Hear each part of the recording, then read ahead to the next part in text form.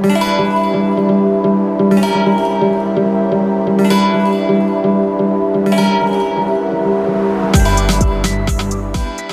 Exodus chapter 3, at the beginning of Advent, a couple of weeks ago, we saw that Moses was a shepherd. He was leading his flock and came to the burning bush and saw God himself. He had, in that encounter with God, occasion to ask God his name.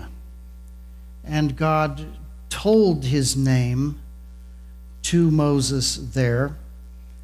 We'll talk about that more in a moment. This morning, we're going to look at another shepherd, David, in Psalm 23.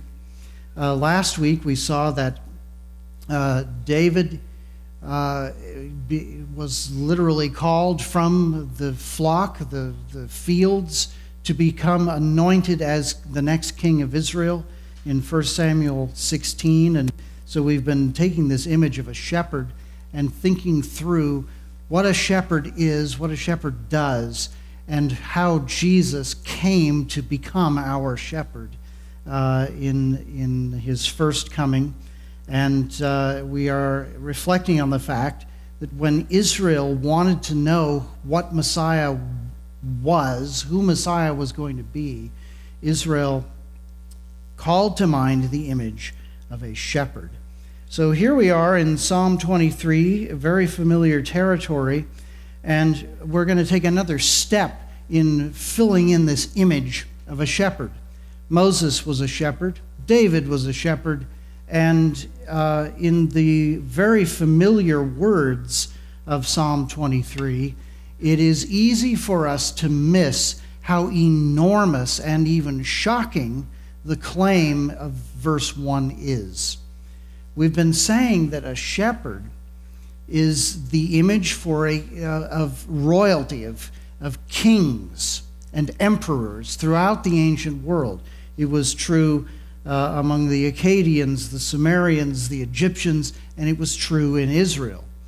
So when David comes out of the shepherd fold to be anointed as a king, the imagery there is very natural because the king is seen as a shepherd. So when David speaks as a shepherd, he is speaking as a king. And when he speaks as a king, he is speaking as a shepherd. This image is almost interchangeable. So here is David in Psalm 23, now the king of Israel. And the first verse is, "The Lord is my shepherd."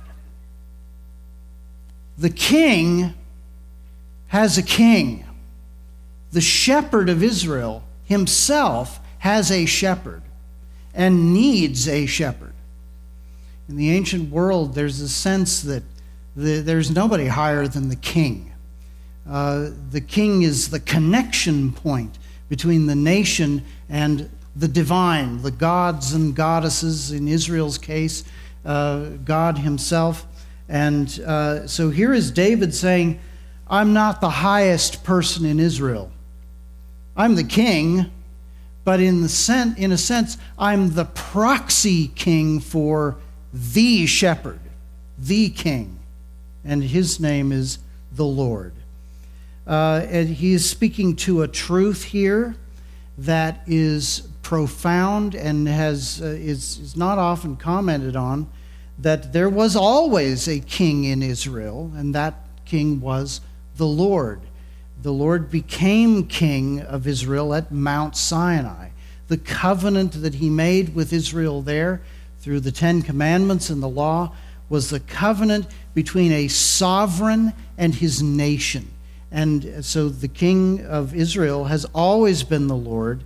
And David is acknowledging here, I am just the surrogate king, the under shepherd of the shepherd.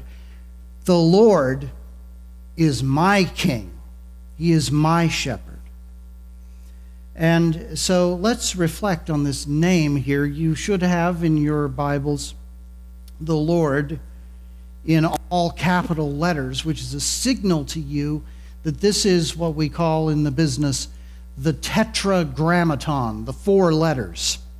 And the 4 letters spell out the name of God. So let's go back to Exodus chapter 3 in our minds and think about Moses there at that burning bush. He's the shepherd and his flock is there. And the Lord is saying to Moses, I want you now to be my shepherd for my flock Israel. Lead them out of Egypt. And Moses asks a very obvious question. Okay, so I go back to the sheep and I say, the Lord has sent me, God has sent me to you. They're going to ask me your name. What is it? And the Lord said to him, as you know, I am that I am. And Yahweh, the name of God, is simply the form of saying the one who is, or he who is. That is the name of the Lord. It's a name that speaks to his independence, the independence of his being. He simply is himself. He is dependent on no one. He needs nothing from anyone. He simply is. But there's more in this name that is so important. As we saw when Moses is talking to the Lord, there's this emphasis the Lord makes on, I see where you are, what you're enduring. I hear your cries for help. I know what you're going through. And so this is a covenant faithful God. He is loving and not in a sort of capricious way, a sentimental way. He is loving in a faithful and constant and loyal way. So the Lord and the name of the Lord here, Yahweh, means the Lord, the one who is, who always remembers his promises and always keeps his promises. It's a big concept. And what David is saying here is, Yahweh is my shepherd. The covenant-keeping God of Israel, who doesn't need anything, he is the one who leads me. So we're going to talk about this. We're going to reflect on the meaning of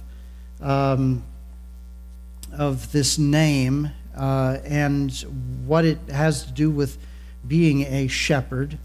And we are to use this name. The name of God in the Old Testament, it is true that Jewish people very often do not use this name and have a tradition of substituting the word Lord for this name. That's why the word Lord is put in all capital letters. But in Exodus chapter 3, you'll recall the Lord says, this is my name. This is how I am to be remembered throughout all generations. We are to know it, and we are to use it. We are to understand what it means. So, we are going to talk about this a little bit more. Let's reflect on these very famous words from this perspective of Yahweh being the king's king, the shepherd's shepherd, and what that means for us. And as we go through this, especially when we get to the end, you're going to find there's a surprise at the end of this psalm. There's something that actually we don't reflect on very much, we don't talk about very much at the end of Psalm 23, and so we'll talk about that as well. These famous words speak of the Lord's provision. Yahweh is my shepherd, I shall not want. David needs nothing because he is the sheep in the flock of the shepherd. And the shepherd gives him everything he needs. And in the context of the king saying this about himself in relation to the nation, in that context, what David is teaching Israel in Psalm 23 is, I am well provided for, and through me, you are well provided for. I am showing you how the shepherd relates to us in Israel. The Lord is my shepherd, I shall not want. He tells us more of what that means. These are all phrases, images built on the metaphor of a shepherd with his sheep, and showing us what it means that David does not want for anything. He, the shepherd, makes me lie down in green pastures. He brings me to places where I can eat in safety. He makes me lie down here. This is a place I can rest. This is a place I can go and receive and not be looking around for dangers and threats, because the shepherd has all of that covered. So I can rest and eat in these green pastures. He leads me beside still waters. You know that still waters are good for sheep. They will drink from that. They will not drink from turbulent waters. So the shepherd takes the sheep to the place where they will drink. And so this is David not just unpacking his own experience as a shepherd. He is showing Israel who the Lord is for the nation. The Lord will take us where we are able to receive good from his hand, where we are able to drink of the water, where we are at rest and free from threats and able to eat freely. I wonder if you think about this in relation to us as a nation, us as a church, us as the people of God, building the kingdom of God, the kingdom of the great shepherd. What this means is that the Lord all over the world is bringing Christians to the place where he will feed them and where they can receive from his hand what they need. It's not just that he gives us what we need. It's not just that he meets my needs as an individual. It's that he brings us to a place where we can receive it as a flock. That's an entirely different concept, where the flock is at rest. And part of my job as an under shepherd, as a pastor, and pastor is related to this whole idea of shepherding. Part of my job is continually to lead the congregation to a place where, as a group, corporately, you can receive from the Lord what you need. This means that we do not, at this church, major on fear and turbulence and suspicion and persecution complexes. They're out to get us. It is not my job to raise your threat level. Your threat level when you walk in the building is already very high. So is mine. My job is to take us before the Lord and lower the threat level so we can feed and we can drink and we can be confident in what God tells us. This is a very important thing that I wish more shepherds would make a priority. And I hope it is your priority that you would leave a world of fear, a world that is constantly driving you to be angry, and afraid and feeling under threat, and come into the presence of your shepherd to receive good from his hand confidently. And then we can face the things that really do threaten us out there in the fields. We can't do that from a posture of constantly looking around and missing out on the meal that God puts before us. He makes me lie down in green pastures. He leads me beside still waters. David continues the idea and even changes it a little bit. He restores my soul. So he makes me lie down in these green pastures, gives me that sense of ease and peace and calm. And he leads me beside still waters so that I can drink from those. Again, that sense of rest and calm. And this next line, he restores my soul, flows very naturally, doesn't it?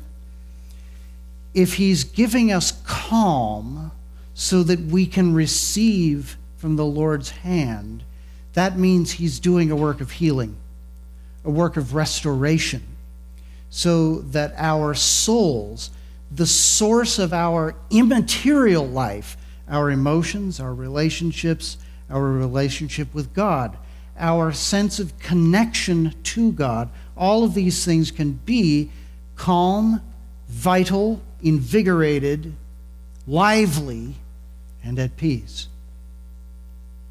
He restores my soul. And then he extends the idea even further.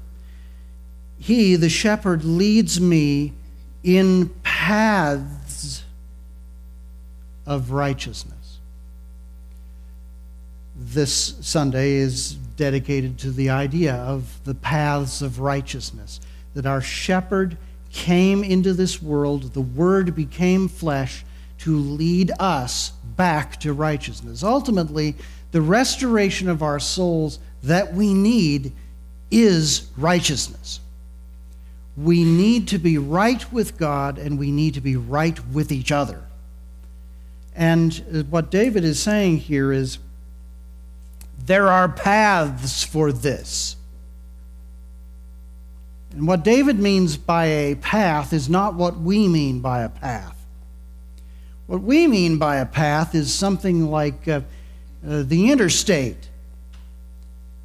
Bunch of tractors come along and they level this broad road here, and they tear up everything in the path, and if there's a mountain in the way, they cut a way through the mountain, either by cutting a pass through it, or cutting a road around the edge of it, or burrowing a tunnel through it.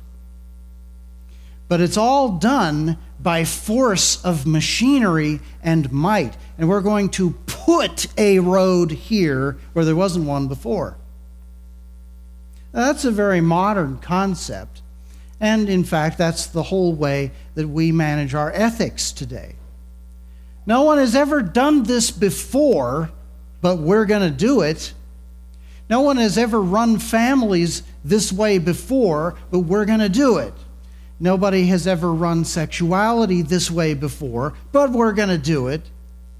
Nobody has ever run finances, the economy, all of these kinds of things. No society has ever done these things before, but we're going to do it. Because we got the machinery to blaze the road through here. We have the power to do it. That's not at all what David means by a path, and it's not at all what the Bible means by ethics. Ethics are not something that we create to accomplish our goals. In David's term, in David's context, a path is something that existed before you showed up. It was there. Why was it there? Because lots of feet traveled that road for generation after generation after generation. people traveled that path. If they wanted to get to Jerusalem, there were paths for that. If they wanted to get across the Jordan down to Moab, there were paths for that. But you could not deceive yourself getting on the path to Moab or the path down to the Philistines on the coast. You cannot deceive yourself that those paths are going to take you to Jerusalem, because they don't. The Jerusalem path goes to Jerusalem. And generation after generation after generation knew that. That's why they pounded that dirt into submission with their feet for hundreds of years, 1,000 years, taking that path to that place. There are paths of righteousness, David says. We know where they are. They're blazed, pounded, cut into the landscape by generation after generation of people who knew how to get from point A to point B in righteousness. The shepherd knows those paths because he directed the people to take them. Yahweh is my shepherd. I shall not want for anything. I won't be in need of food because he makes me lie down in green pastures. I won't be in need of water because he leads me beside the still waters and those pools. And I won't be in need of peace because he calms me. He restores my soul.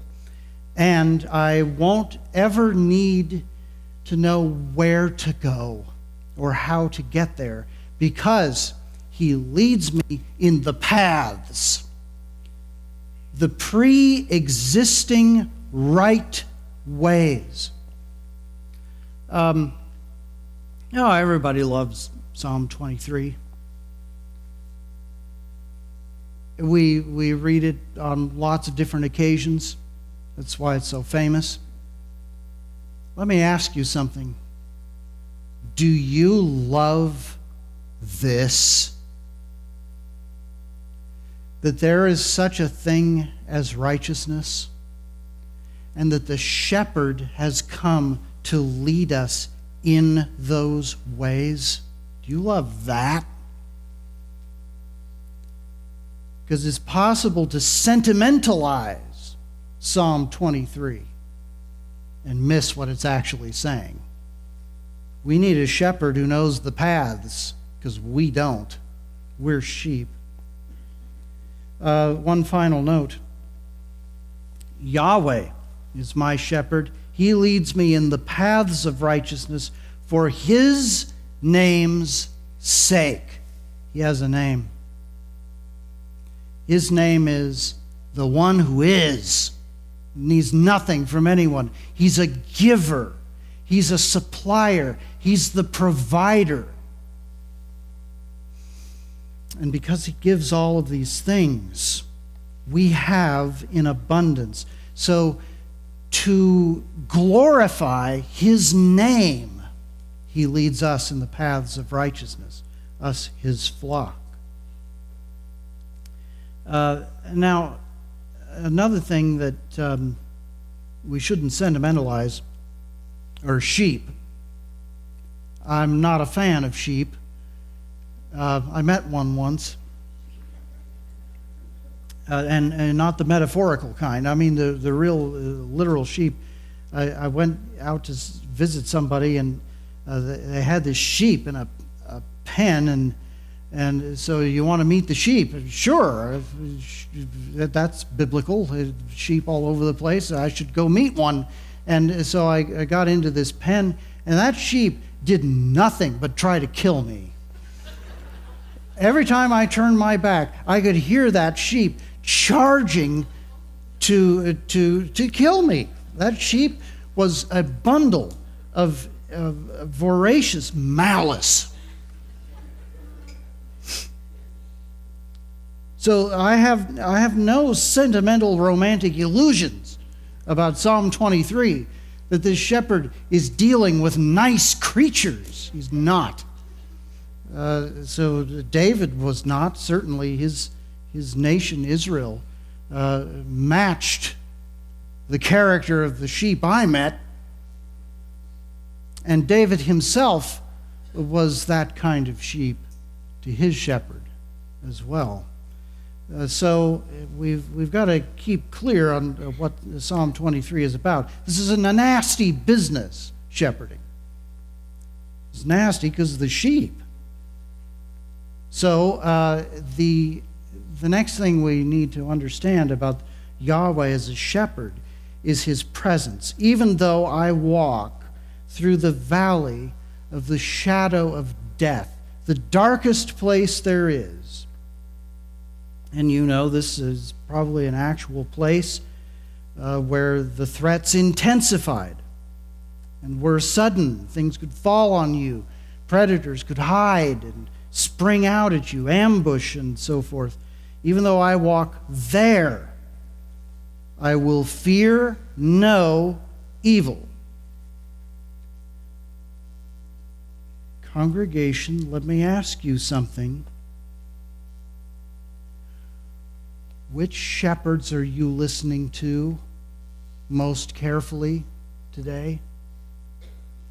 The ones who raise your threat level, or the ones who take you to the shepherd so that you can be at peace and be well provided for?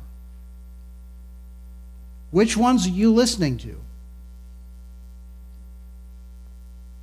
I hope that you're listening to the many, many voices out there who are able to say to you from the Scriptures, even though we are walking through the valley of the shadow of death and the threats are real, we will fear nothing.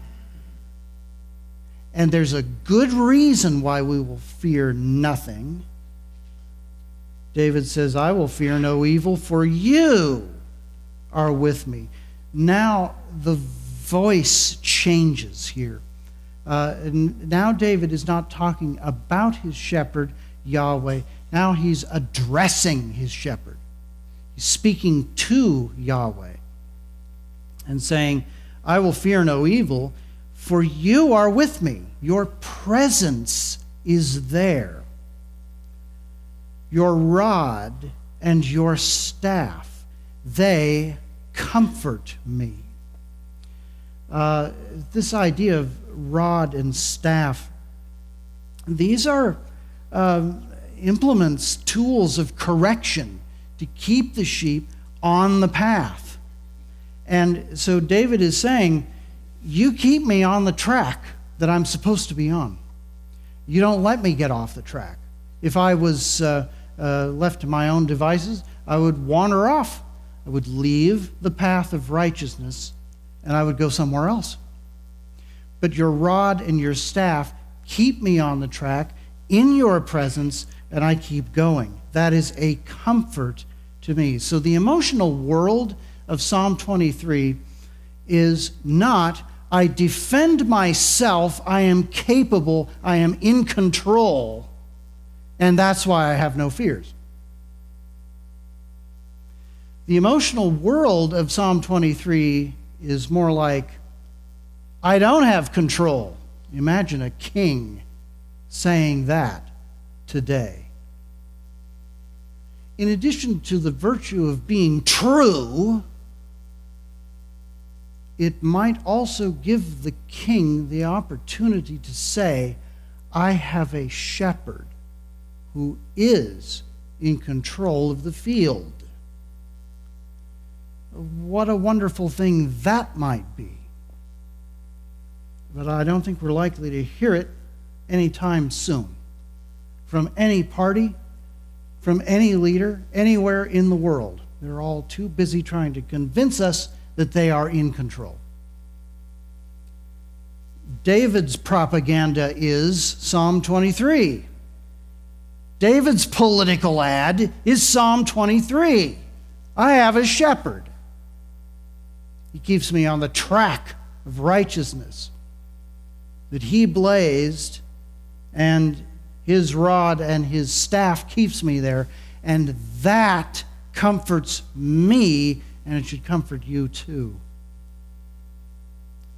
So, when David says, Yahweh is my shepherd, he summons up a name of faithfulness. The one who led Israel through shepherds like Moses and David, and the one who led Israel like a shepherd himself through the wilderness, providing water, providing food. He's summoning up all of that faithfulness, and he's saying, he's still here. He's still doing these things, so I will not fear. But there's a surprise. And the surprise is in verses 5 and 6 at the end of Psalm 23. The surprise works like this. Before we look at these verses, I want us to think about the shape of the Psalms as a whole. Look with me at Psalm 1.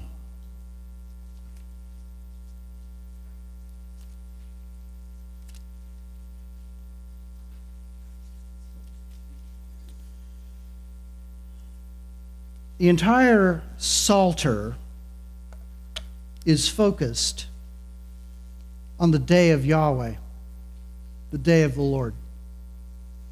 The coming judgment when things will be set right, when the conflict that this world is in will be over, because it will be ended by a victorious king. And in that day, Psalm 1 says, the wicked will not stand in the judgment, Psalm 1:5, nor sinners in the congregation of the righteous. For Yahweh knows the path of the righteous, but the path of the wicked will perish, because he doesn't know that one. He doesn't travel on that one. So the pathway that the wicked take in wandering away from the Lord is going to lead them to destruction. Look at Psalm 2, also forming the agenda for the entire Psalter, all 150 Psalms. They're all just unpacking what Psalms 1 and 2 are saying. Look at this conflict in Psalm 2. Why do the nations rage and the people plot in vain? The kings of the earth set themselves, and the rulers take counsel together against the Lord and his Messiah, saying, let us burst their bonds apart and cast away their cords from us. He who sits in the heavens is really worried. Is that what you read? He who sits in the heavens laughs. The Lord holds them, who? The kings of the earth. All of them, comprehensively, in that time, all the way down to this time. Comprehensively, he holds them all in derision.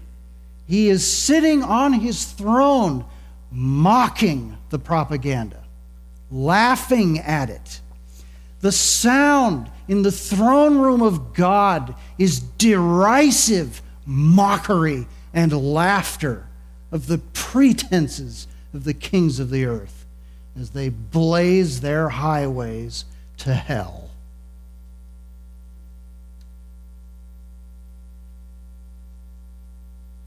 He says it's already done. Verse 6, as for me, I've set my king on Zion, my holy hill. It's done. It's finished. And Messiah hasn't even come yet.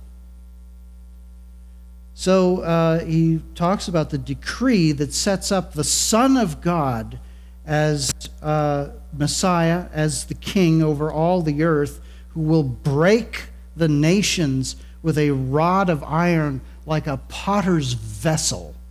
And then he gives a warning to the kings of the earth.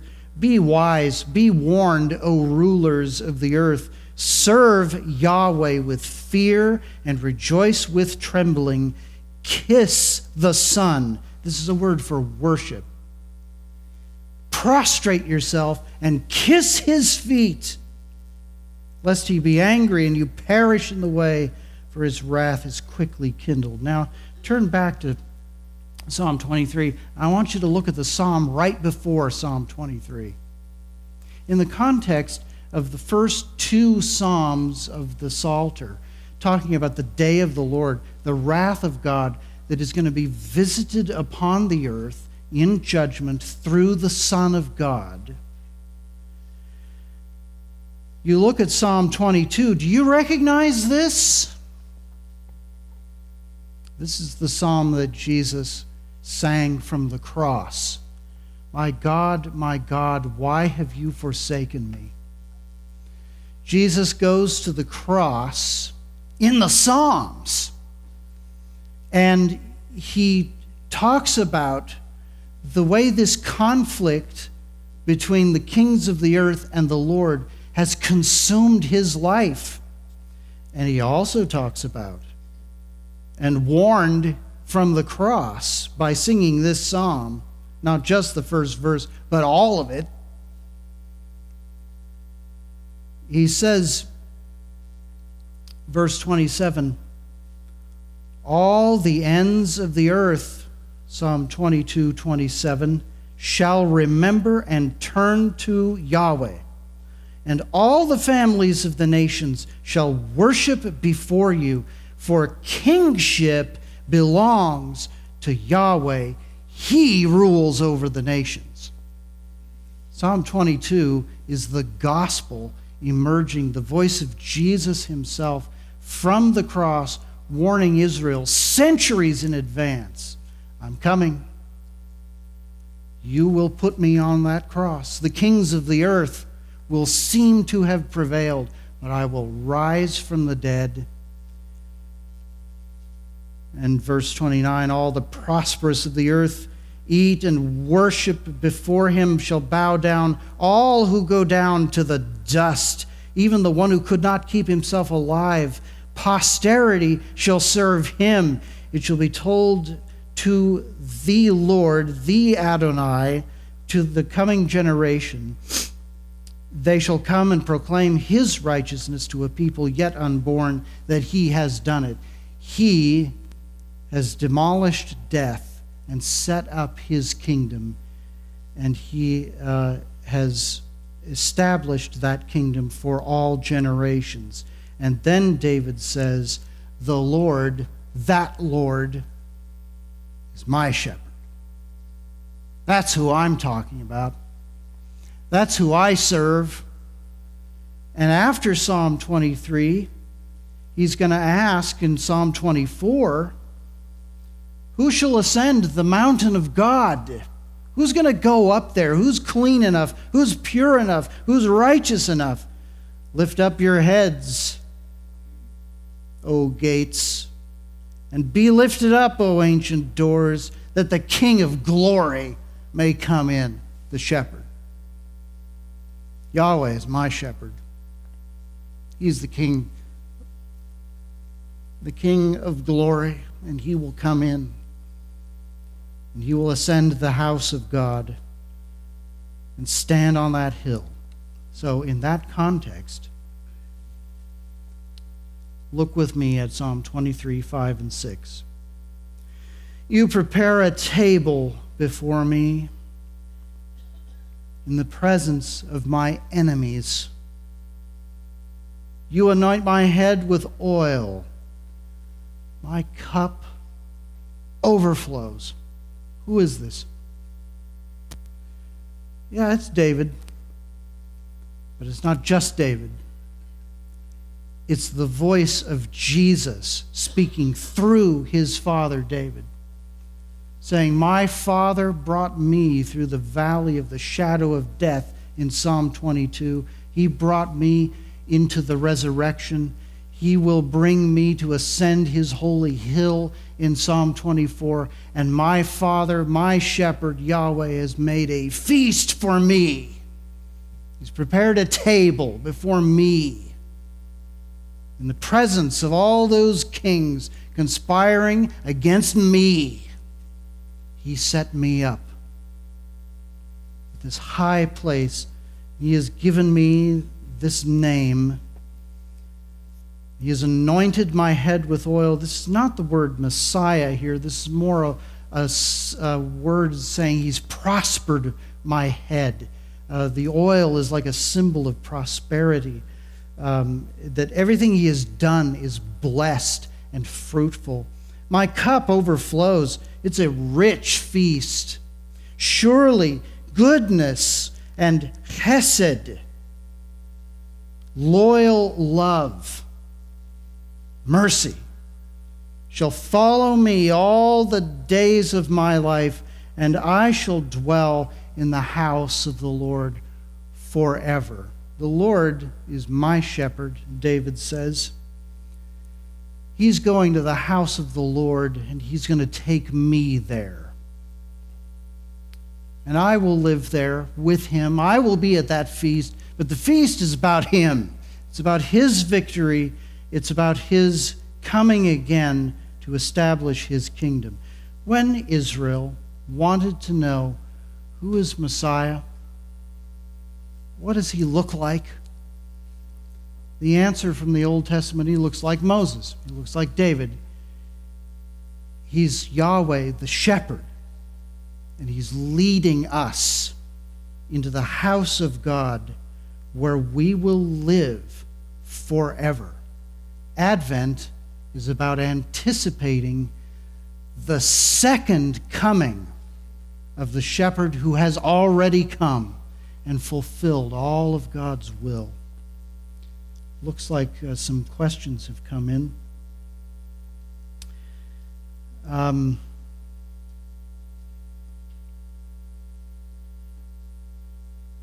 The word pastor comes from the origin for shepherd. Does that mean you're a shepherd of us?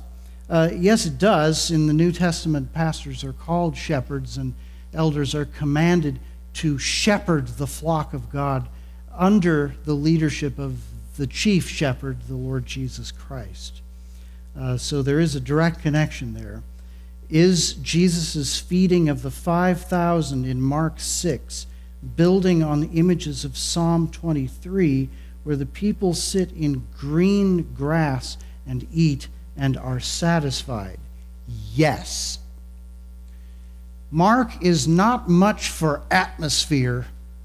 He doesn't give you descriptions of things. He doesn't have time.